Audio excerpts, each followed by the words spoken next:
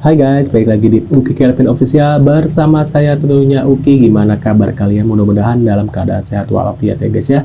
Seperti biasa kita lanjutin lagi kasus, kasus beralih kasus dari kasusnya Vina, yaitu kasus yang lagi viral yaitu tentang Abang Ojol katanya kita lihat di seperti apa videonya guys. Di apa ya? Kebetulan pas sampai depan Sapoyono ayam bakar, saya dapat di jalan ikan selar.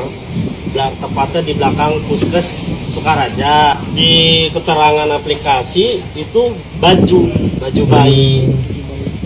Nah, setelah saya terima, saya lihat-lihat, kok itu agak mencurigakan. Saya buka dulu, saya goyang-goyangin, kok ini baju lusuh, baju perempuan jelek. Saya ikut lagi, saya buru-buru ke sini untuk cari saksi. Kebetulan teman saya.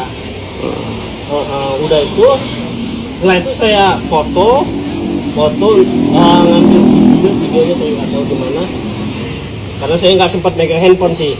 Lalu saya lapor ke BNN agar supaya ditindak lanjut dan saya juga aman, Pak. Dari BNN diantarlah ke Kemiling Perumahan Karoma Jaya 3. Nah, sesampainya di sana, sebelum kami masuk itu sudah ada mobil nunggu satu di depan. Saya nggak tahu itu mobil dari mana. Nah, masuklah kami. Saya nunggu agak jauh. Nah, mulailah penggerebekan di rumah itu. Selesai penggerebekan, yang tibalah mobil yang putih di depan tadi masuk. Ya negosiasi mereka saya nggak tahu. Tiba-tiba ya lepas gitu aja. Saya nggak ngerti itu oknum dari mana, saya nggak ngerti. Buktinya seperti apa? Barang buktinya satu klip sabu. Satu klip. Bungkus klip. kecil. Oh, bungkus kecil. Ya, barang bukti. Dibungkus dengan apa namanya? Di baju. Baju. Kayak gitu. Terus ngomong ini polisi yang terima. Polisi. Terus ya keterangan di BNN sampean apa mau dijebak seperti itu supaya saya nggak ini ya sudah. Setelah itu saya dijauhkan, negosiasi lah mereka. Terus setelah itu saya nggak tahu apa-apa. Mau dijebak. Keterangan dari BNN. Iya, kebetulan penerimanya polisi. Biasa siapa namanya? Hah? Namanya siapa? Dikasih Ricky. Kenapa bisa kayak gitu? Abang bisa tahu nomor itu anggota, abang ngapain tuh? Saya cek dari get kontak. Nomor itu. Tulisannya get kontak istri saya, tulisannya Ricky Buser TBS. Si Abang Ojol ini diduga dijebak oleh seorang oknum polisi. Nganterin paket, ternyata paketnya berisi barang haram. Awalnya si Abang Ojol ini menerima orderan untuk mengantarkan sebuah paket dari satu tempat ke tempat lainnya. Setelah menerima paket, si Abang Ojol ini mencurigai apa isi paketnya karena di dalam aplikasinya terbaca pakaian bayi. Begitu dilihat, bukan pakaian bayi, tetapi hanya ada pakaian lusuh perempuan. Gak hanya itu, dalam pikirannya pasti ada barang yang lain. Bijaknya si Abang Ojol ini segera mencari temannya untuk menjadi saksi supaya mengamankan dirinya. Paket tersebut akhirnya difoto untuk dijadikan sebagai barang bukti. Jaga-jaga aman. Gak cuman sampai di situ, si Abang Ojol ini juga punya inisiatif untuk menelpon BNN bahwa ada paket yang harus diantarkan tetapi mencurigakan. Akhirnya dari pihak BNN ikut mengantarkan si abang tersebut ke tempat tujuan paket itu. Benar, ternyata di tempat tujuan sudah ada penggerebekan. Dan ternyata apa yang ada di dalam paket tersebut tidak hanya pakaian lusuh perempuan, tetapi juga ada sabu. Benarkah itu sebuah jebakan? Lalu kalau itu jebakan untuk apa? Apakah untuk mempercepat kenaikan jabatan? Atau memang benar pesanannya? Atau bagaimana? Saya hanya berharap kejadian ini jangan sampai terulang. Dan apa yang dilakukan oleh si abang ini sudah sangat tepat. Langkah pertama, mencurigai apa isi paket.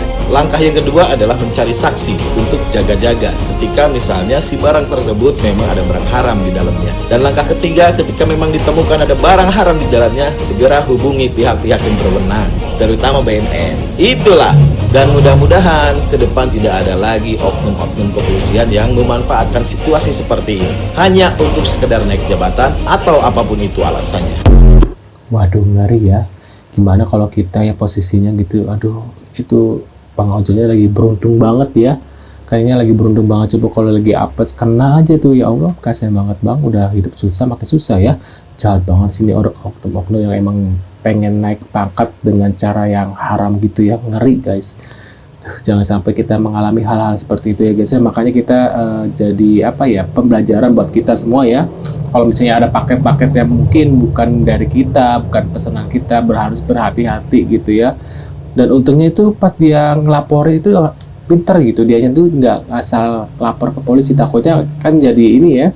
Padahal dia hanya mengantar, malah jadi tersangka. Takutnya ya, namanya orang dijebak mah ya pinter-pinter orang, apalagi kalau oknum-oknum udah terlibat gitu ya, bisa membalikkan fakta gitu ya guys ya.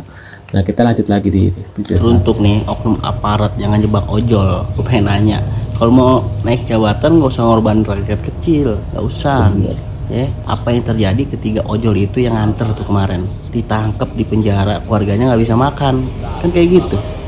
Sayang aja BNN yang nganter kemarin. Jadi udah masalahnya kelar gitu aja, tanpa dicari tahu tuh pengirimnya siapa, ya kan? Tapi kalau kemarin ojol yang nganter ditangkap, walaupun dengan dalil ada aplikasinya, tetap aja yang jadi masalah. Bisa nggak tuh ojol nyewa pengacara buat ngebela dia? Nggak bisa. Kalau yang naik jabatan tuh kerja yang bener, mengambil vitamin orang, ya.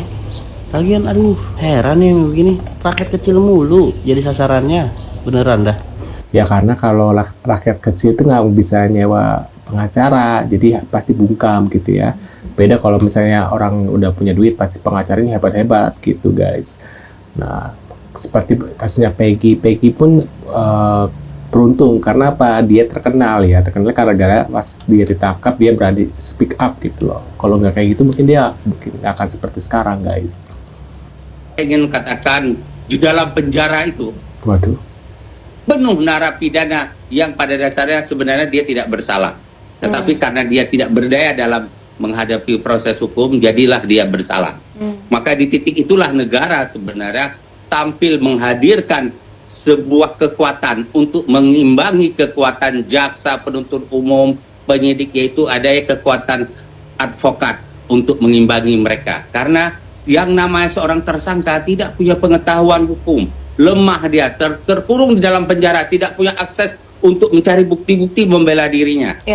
Nah, adanya pengacara di situ adalah untuk menegakkan kebenaran dan keadilan. Itu pengacara sebenarnya profesi mulia, seandainya dijalankan dengan mulia. Masalahnya sekarang adalah kita sudah memperlihatkan, mempertontonkan pengacara itu harus kaya raya, tampil dengan sangat mewah, wow, dreng gitu ya. Bukan lagi tampil dengan kemewahan pikiran dan ide-ide dan nurani, tapi tampil dengan kemewahan yang melekat di aksesoris. Ya itulah yang kita sayangkan. Padahal profesi pengacara ini sangat mulia. Nah, baik. Sekarang tapi apa yang harus dilakukan ini jika kita harus kembali lagi? Ya. Menurut kalian gimana nih? Waduh, kasihan banget ya. Waduh, jangan sampai itu menimpa kita semua. Ya Allah, jangan sampai ya.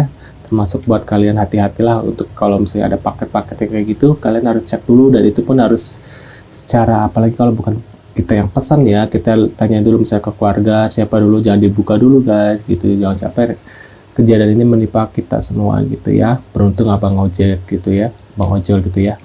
Nah, sekian dulu guys videonya. Jangan lupa bantu subscribe ke Kevin, dan sampai jumpa di video selanjutnya guys. See you. Aduh, maaf lagi sakit gigi guys.